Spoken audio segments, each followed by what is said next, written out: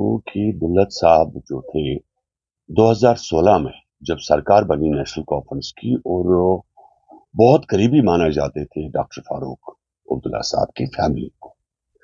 एक फैमिली ताल्लुकात उनके साथ थे। मुझे लग रहा है कि डॉक्टर फारूक साहब को जितना दुल्लत साहब समझते हैं कि शायद इतना गवर्नमेंट ऑफ इंडिया या हम जम्मू कश्मीर के लोग भी नहीं समझ सकते।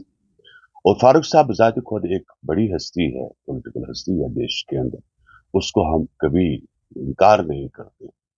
और आपको मैं बता दूं कि तब जो नॉर्दर्न कमांड के मेंबर भी थे, जो डॉक्टर फारूक साहब, 1996 की मैं बात करूं, और हमेशा बड़ी नजदीक रहे इस फैमिली को, और फैमिली कंसर्न भी थे, फैमिली के साथ रेगुलर इनके साथ इन टच थे। दुल्लत साहब क्योंकि वो भी बहुत बड़ी शख्सियत है, उन्होंने भी बड़ा अच्छा काम किया है जम्मू कश्मीर को लेके। और जहां तक उनका जो उन्होंने लिखा है, बिकॉज मैं खुद भी एक किताब लिख रहा हूँ, तो किताब जब इंसान लिखता है तो वो दिल से कहानी निकल आती है, जो एक पिक्चर आ जाती है दिमाग के अंदर जो उसने लाइफ में किया होता है। तो वो एक पिक्चर जो थी वो उन्होंने आकाश उसका उतारा है किताब के ऊपर, तो उसमें कोई गलत बात नहीं है। खाली पिक्चर ही नहीं, जैसे आपने कहा कि जब प्राइम मिनिस्टर साहब से मिले थे उस वक्त हसन मसूदी साहब, वो मौलवी उमर, ये आपके सॉरी उमर अब्दुल्ला एंड फारूक अब्दुल्ला साहब, ये अगर एक आम मुलाकात होती तो उसमें बाप बेटे नहीं जाते शायद, तो एक फारूक अब्दुल्ला साहब रहते, मेंबर पार्लियामेंट दो रहते, या कोई या दो ही लोग रहते, तो और एक अंडरस्टैंडिंग थी ये सब चीजों को लेकर। और फारूक साहब का ही ये मानना होगा कि जैसे आप बाकी लोगों के साथ सलूक करें वैसे हमारे साथ भी करें, ताकि लोगों को शक न हो। और ये बात भी छुपी नहीं है कि जब 2019 एब्रोगेशन हुआ, पूरा जम्मू कश्मीर की कम्युनिकेशन टेलीफोन लाइन क्लोज की गई थी, तो खाली लाइन खुली थी तो वो यहाँ के सरकारी इदारों की थी, और डॉक्टर फारूक साहब की लाइन टेलीफोन भी थे, मोबाइल भी आप चेक कर सकते हो। ये 2019 एब्रोगेशन के दिन सभी मोबाइल्स ऑफ थे, खाली फारूक साहब का फोन खुला था। तो अगर ऐसा नहीं होता तो फोन लाइन भी जैसे बाकी लोगों के फोन लाइन बंद थे तो इनके भी बंद थे। खैर एनीवे, मैं ज्यादा तफसील में नहीं जाना चाहता हूँ, बिकॉज अल्टीमेटली उनका एक अपना तजुर्बा है। और इन्होंने जो उस वक्त कहा कि शायद दिल्ली को, जैसे दुल्लत साहब ने कहा कि दिल्ली वाले, उन्हें फिर अपना बयान बदला, शायद दोस्ती पे आंच आ जाए, जो डॉक्टर साहब की और दौलत साहब की जो दोस्ती है उस पर आंच ना आ जाए, बिकॉज वो सब चीजों के माहिर रहे, एक सिपाही रहे हैं। और अगर अब उन्होंने बयान चेंज किया कि फारूक साहब को उनका ये कहना था कि मेरे कॉन्फिडेंस में लेने से हमें स्ट्राइक मतलब मीन सॉरी शट डाउन नहीं करना पड़ता, बिकॉज फारूक साहब उस हिसाब से जनरल पब्लिक को मोटिवेट करते हैं, और कोई खास इसमें तो कंफर्म है। हम तो ये सब चीजें पहले से ही जानते थे, हमने कभी इस चीज को इनकार नहीं किया।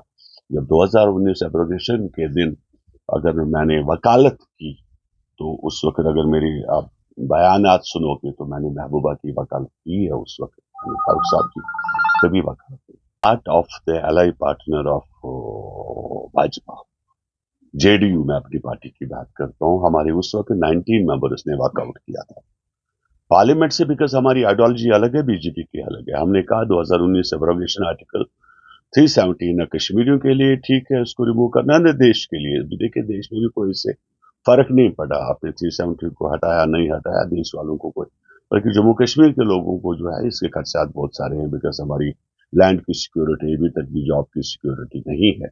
तो काफी सारी चीजों का जो इसमें इम्पैक्ट पड़ा हुआ है। और उस वक्त महाराजे के टाइम पे अगर आप हिस्ट्री जानने की कोशिश करोगे तो जम्मू कश्मीर के लोगों ने ही ये प्रोटेक्शन मांगी थी कि अगर पंजाब से लोग आएंगे यहाँ काम करेंगे तो फिर हमारा क्या फायदा, क्योंकि उस वक्त भी जम्मू कश्मीर इक्तिसादी और माली हालात में बहुत कमजोर।